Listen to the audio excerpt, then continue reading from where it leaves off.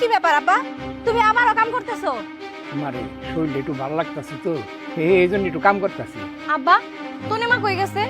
আর তোমার না বসা অবস্থায় রেখে গেছি। আর ওই যে ওর পরীক্ষা কবে ওইটা জানিয়ে দেবো, এই জন্য তাড়াতাড়ি কলেজে গেল। তোমার থেকে আর কলেজ আগে হইলো? মানুষ দেখি 2-3 দিন পর পর একদিন করে কলেজে যায়, আর ও ডেইলি ডেইলি কলেজে যায় কি করে? আজকে খালি বাড়িতে আসুক, তারপরে দেখতাছি। মারে তোরা তাড়াতাড়ি আজকে বাইতে এলি, ব্যাপারটা কি? আমরা চাকরানের কাম করবো না। বুবু, তোমরা এসব কি কইতেছো? তোমরা কি আমার পড়াশোনা বন্ধ করার জন্য এই ব্যবস্থা করতেছো? কাম কাজ বাদ দিয়ে দিতেছো? তোমরা কেন বুঝো না?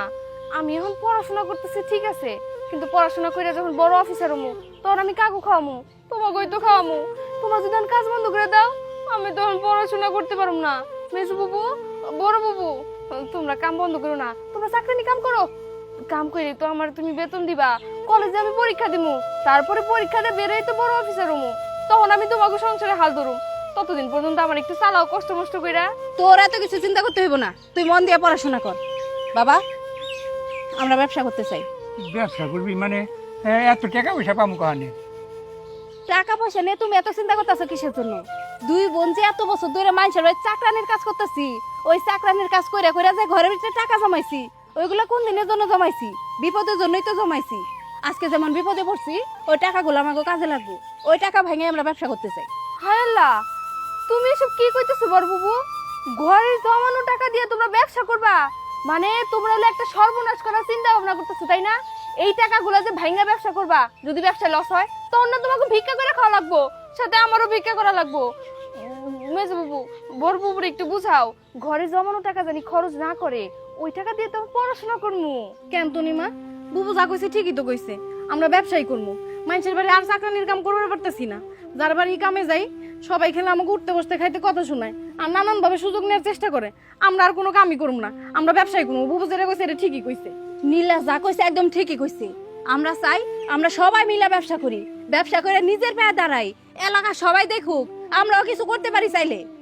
হরে মা, তুই ঠিকই কইছস, ব্যবসা বাণিজ্য করাই ভালো, নিজের পায়ে দাঁড়ান ভালো।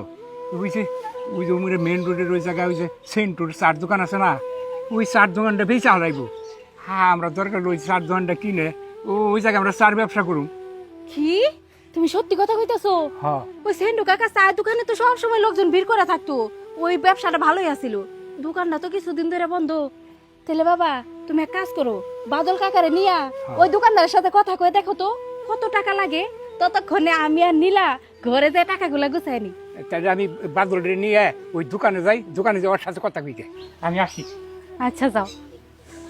তনিমা বোন, তুই তো এখন অনেক ছোট, দিন দুনিয়া কিছুই বুঝস না। ব্যবসা করে যদি ভালো কিছু করি, এলাকার লোকজন কইব ওর আগে চাকরানি আছিল, এখন ভালো কিছু করতেছে। আর ব্যবসাটা কি আমার একার জন্য? তোর জন্য তো। তুই তো আমাকে একমাত্র ছোট বোন।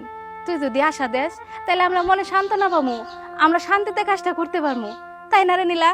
বুবু ঠিকই কইছে, তুই খালি আমাকে জন্য দোয়া করিস। আচ্ছা ঠিক আছে, তোমরা দুজন যেহেতু সিদ্ধান্ত নিয়েই নিছো যে ব্যবসা করবা, করো। তোমরা চাকরানি থেকে ব্যবসা করতেছো, এটা তো আমার জন্য ভালো। মানুষজন এখন জিগালে আমি কইতে পারবো যে আমার দুই বোন চাকরানি না, ব্যবসায়ী। আমি তার ঘরে যাই। যা বুবু, এই যে টাকাটা, চলো ঘরে চলো। হ্যাঁ চল, আগে টাকাগুলো বার করা লাগবে।